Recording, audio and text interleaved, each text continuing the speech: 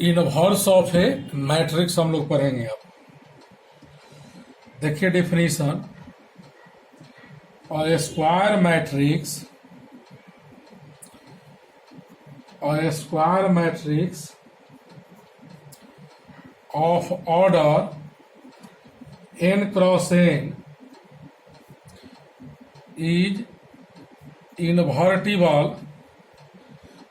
invertible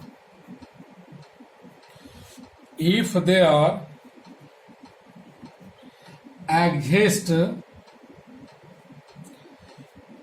a square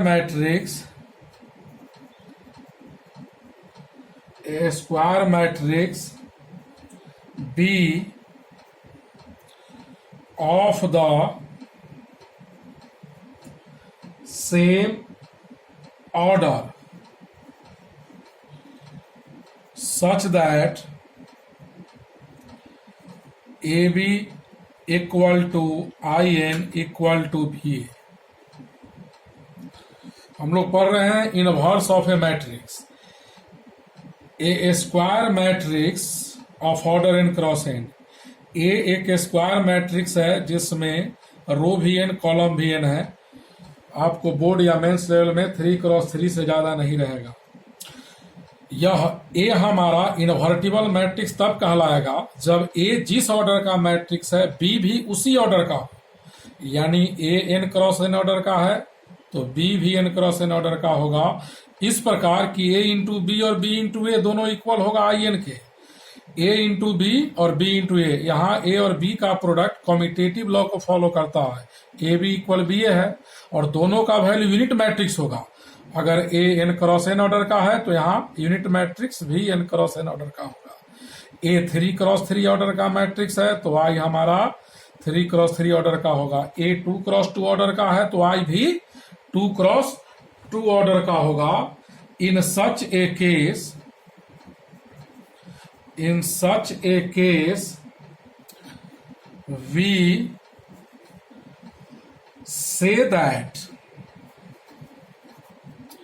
we say that the inverse of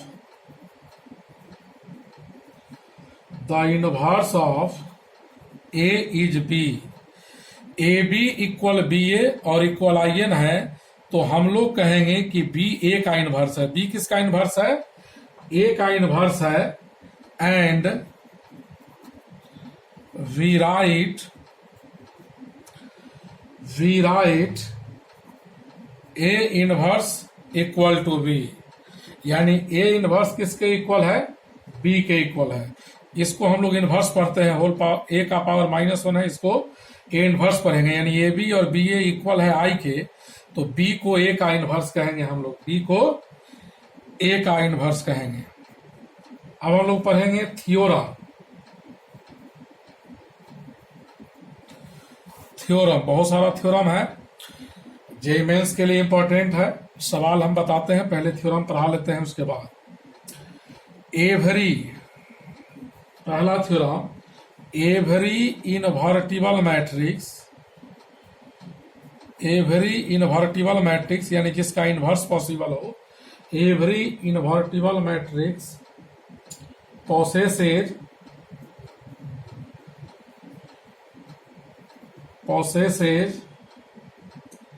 a unique inverse। इसका meaning हुआ इस theorem का कि कोई भी मैट्रिक्स जिसका इनवर्स संभव है, एक से अधिक इनवर्स नहीं होगा। सभी इनवर्टिबल मैट्रिक्स का एक ही इनवर्स होता है, यूनिक इनवर्स होगा। इसको प्रूफ कर देते हैं। तो देखिए, लेट ए बी एंड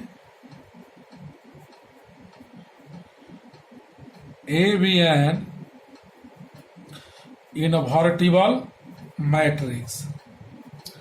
मान लिया कि ये क्या है? इनवर्टिबल मैट्रिक्स है of order n cross n। Theory में जनरली n क्रॉस n लिखते हैं, लेकिन सवाल 3x3 या 2x2 ऑर्डर तक ही आएगा। अब आगे मान लिया let B and C be two inverse of A. हमने माना कि ए इन्वर्टिबल मैट्रिक्स है, यहां इन्वर्टिबल लिखा हुआ, इन्वर्टिबल, और ए का दो इन्वर्स माना बी और सी। यहां थ्योरी कहता है कि जो मैट्रिक्स इन्वर्टिबल है उसका एक ही इन्वर्स होगा, हमने मान लिया है दो इन्वर्स, बाद में प्रूफ कर देते हैं कि एक ही होगा। वो देखिए कैसे। तो अगर ए का इन्वर्स बी है तो ए बी और बी ए दोनों इक्वल होगा आई एन के, और ए का इन्वर्स सी है तो ए सी और सी ए भी इक्वल होगा आई एन के। इसको फर्स्ट माना, इसको सेकेंड। यानी किसी भी मैट्रिक्स में, थ्योरी पढ़े हम लोग पहले, यहां पर ए इंटू बी आई है, क्यों? क्योंकि बी ए का इन्वर्स है। यानी किसी मैट्रिक्स में उसके इन्वर्स को मल्टीप्लाई करेंगे तो यह आइडेंटिटी मैट्रिक्स हो जाएगा। किसी भी मैट्रिक्स में उसके इन्वर्स से मल्टीप्लाई करेंगे तो वह यूनिट मैट्रिक्स होगा, और मैट्रिक्स को उसके इन्वर्स में गुना करेंगे तो कम्यूटेटिव लॉ को ही फॉलो करता है, यानी ए बी और बी ए इक्वल होगा। उसी तरह ए का इन्वर्स बी सी है तो ए इंटू बी भी आई होगा, ए इंटू सी भी आई होगा, और ए बी बी ए होगा, और ए सी सी ए के इक्वल होगा। अब इस दो इक्वेशन से एक रिलेशन लाते हैं जिसमें बी और सी को इक्वल हम लोग साबित कर देंगे। तो आगे देखिए, यहां ए बी इक्वल है आई एन, यहां से ए बी आई एन के इक्वल है। अब हम लिख रहे हैं pre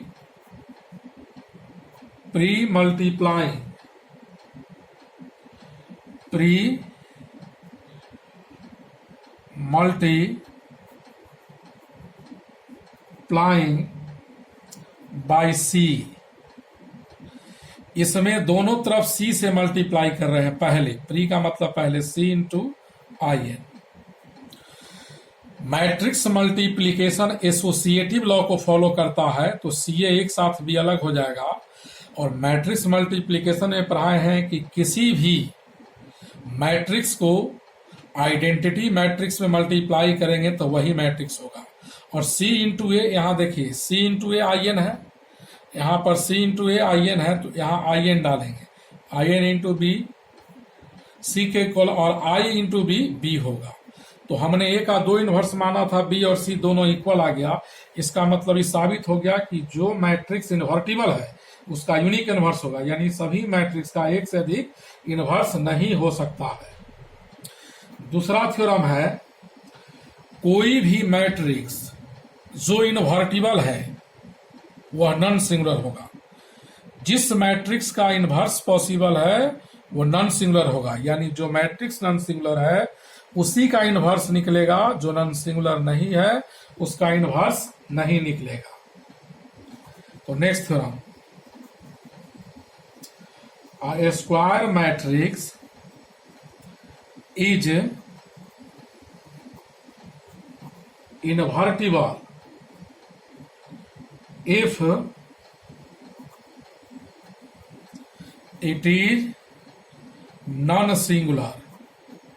It is non-singular matrix. उसी मैट्रिक्स का इन्वर्स निकलेगा जो नॉन सिंगुलर है, और नॉन सिंगुलर उसको कहते हैं जिसका डिटर्मिनांट जीरो के इक्वल नहीं है। अब प्रूफ में देखिएगा, मान लिया let A B N invertible matrix, A B N invertible matrix and P is inverse of A.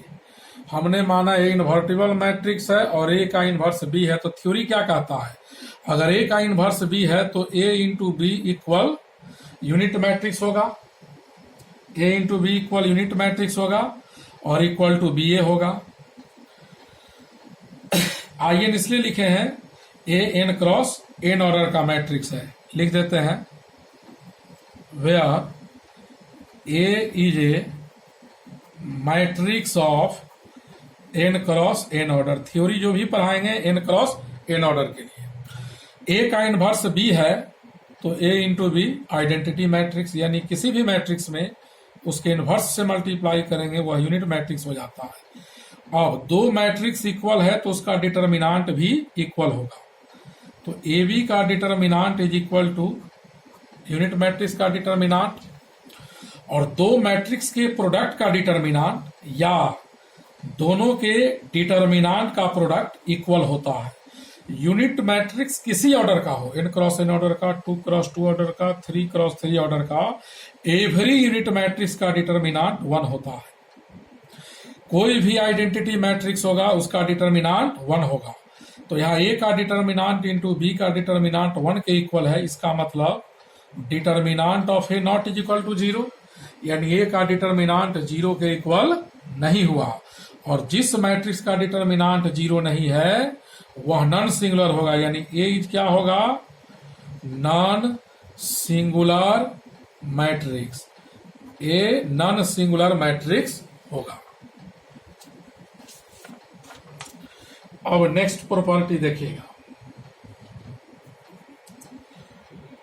Inverse कैसे निकालेंगे वो सीखिए।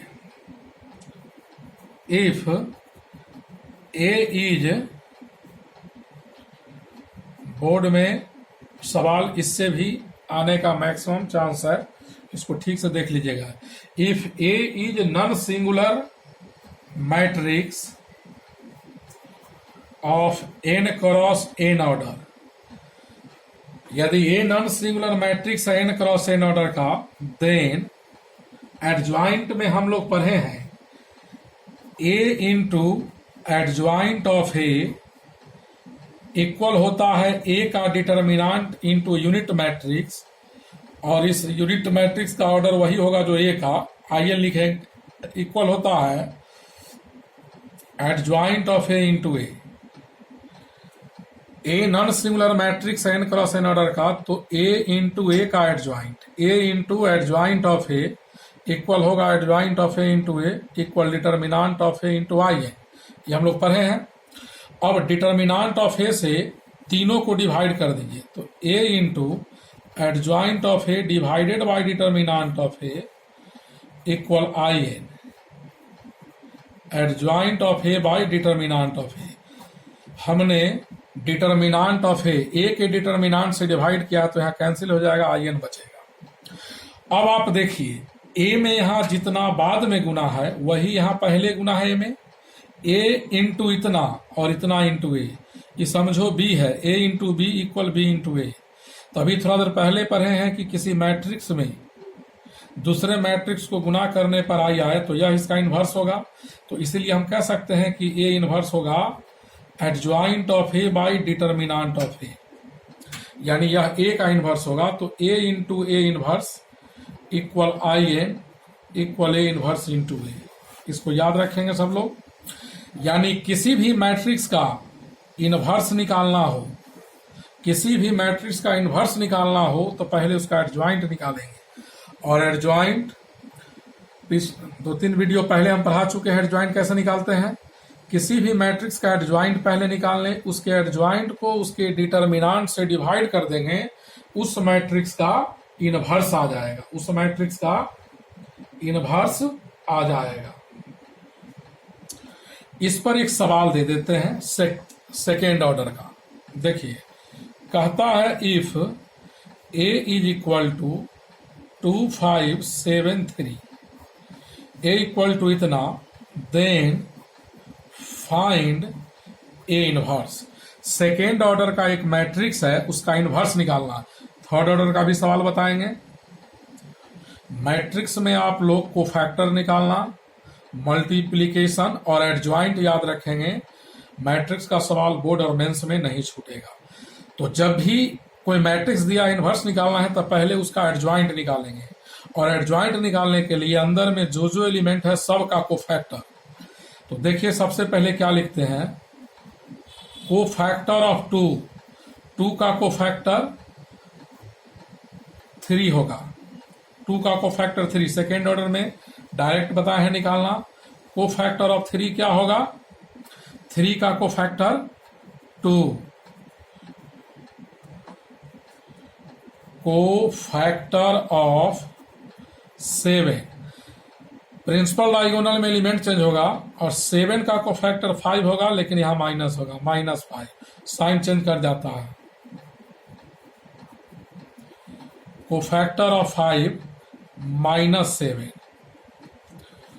अब देखिएगा एडज्वाइंट ऑफ ए क्या होगा, एक मैट्रिक्स जिसके अंदर का एलिमेंट इस मैट्रिक्स के एलिमेंट का कोफैक्टर 2 के जगह 2 नहीं लिखेंगे, 2 का कोफैक्टर 3, 7 का कोफैक्टर -5, 5 का कोफैक्टर -7 और 3 का कोफैक्टर 2। फिर इसका ट्रांसपोज लेंगे और ट्रांसपोज हटेगा तो रो कॉलम में चला जाएगा और कॉलम रो में। 3 -5 फर्स्ट रो में है तो उसको ऐसे लिखेंगे फर्स्ट कॉलम में, और -7 2 को हम लोग ऐसे लिखेंगे। एक एडज्वाइंट निकल गया और ए इनवर्स बराबर होता है एक एडज्वाइंट बाई ए का डिटर्मिनांट, तो ए का डिटर्मिनांट निकाल लेंगे। अब देखिएगा, तो सिंस ए इज इक्वल है एक मैट्रिक्स सेकेंड ऑर्डर का 2x2 ऑर्डर का, तो डिटर्मिनांट निकाला इसका 2 5 7 3, डिटर्मिनांट 3 2 जा 6, 7 5 जा 35 -29, ये हमारा निकल गया ए का डिटर्मिनांट। अब ए का डिटर्मिनांट निकल गया तो ए का इनवर्स होता है ए का एडज्वाइंट बाई डिटर्मिनांट ऑफ ए। अब देखिए ए का एडज्वाइंट यहां निकला हुआ है 3 -7 -5 2, और ए का डिटर्मिनांट यहां निकला हुआ है -29।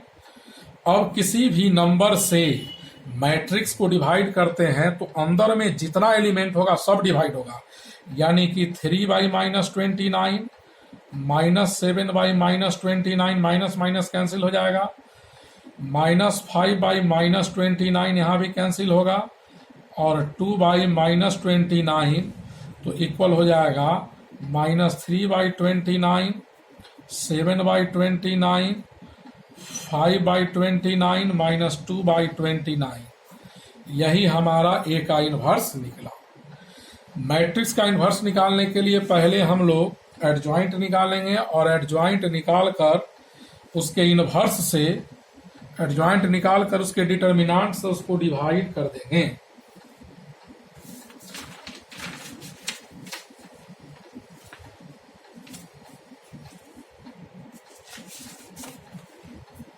नेक्स्ट थ्योरम, थर्ड ऑर्डर का सवाल बताएंगे, पहले थ्योरम पढ़ा लेते हैं। नेक्स्ट थ्योरम है if A and B are invertible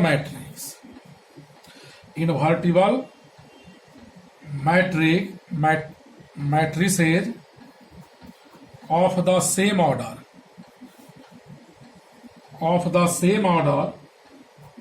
then AB is also invertible and दो मैट्रिक्स के प्रोडक्ट का इनवर्स रिवर्सल लॉ को फॉलो करता है, यानी ए इंटू बी का इनवर्स बराबर होगा बी का इनवर्स इंटू ए का इनवर्स। दो मैट्रिक्स इनवर्टिबल है तो उसका प्रोडक्ट भी इनवर्टिबल होगा, और उसके प्रोडक्ट का इनवर्स बी का इनवर्स इंटू ए का इनवर्स होगा। Next property, if A is an invertible matrix then A का ट्रांसपोज जो होगा इज ऑल्सो इनवर्टिबल। अगर कोई मैट्रिक्स इनवर्टिबल है तो उसका ट्रांसपोज भी इनवर्टिबल होगा, एंड किसी मैट्रिक्स के ट्रांसपोज का इनवर्स बराबर होता है इनवर्स का ट्रांसपोज, यानी ट्रांसपोज निकाल कर इनवर्स निकाले या इनवर्स निकाल कर ट्रांसपोज निकाले, दोनों इक्वल होता है।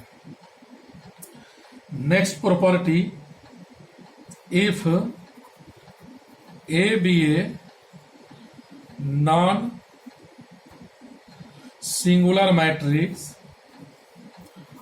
Of n cross n order, A be a non-singular matrix of n cross n order, then किसी मैट्रिक्स का एडजॉइंट आप निकाल लीजिए या उसका एडजॉइंट निकाल कर डिटर्मिनांट निकालो या डिटर्मिनांट निकाल करके पावर n-1 कर देंगे, जो भी ऑर्डर होगा उससे एक कम, ये दोनों इक्वल होता है।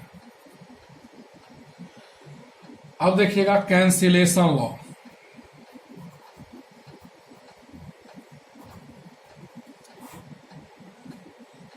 If A B C V square matrices of the same order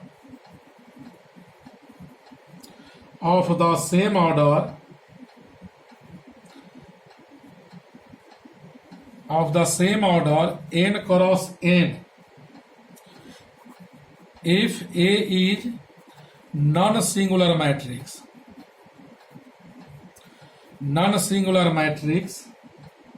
then तीन मैट्रिक्स हमने लिया, ए लिया, बी लिया, सी, तीनों n क्रॉस n ऑर्डर का मैट्रिक्स है और ए नॉन सिंगुलर मैट्रिक्स है।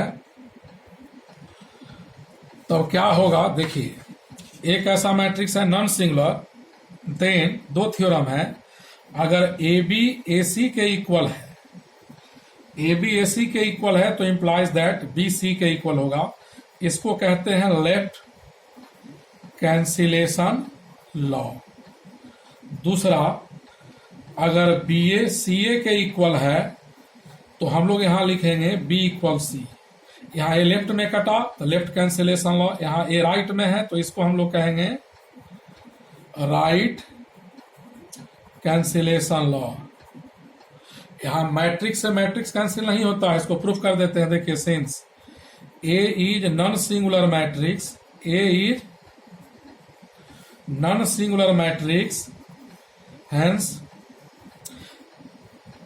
ए इनवर्स एग्जिस्ट करेगा। अगर ए नॉन सिंगुलर मैट्रिक्स है तो ए इनवर्स एग्जिस्ट करेगा, ए इनवर्स है। तो ए बी इक्वल ए सी है तो इसमें हम लिख रहे हैं प्री मल्टीप्लाइंग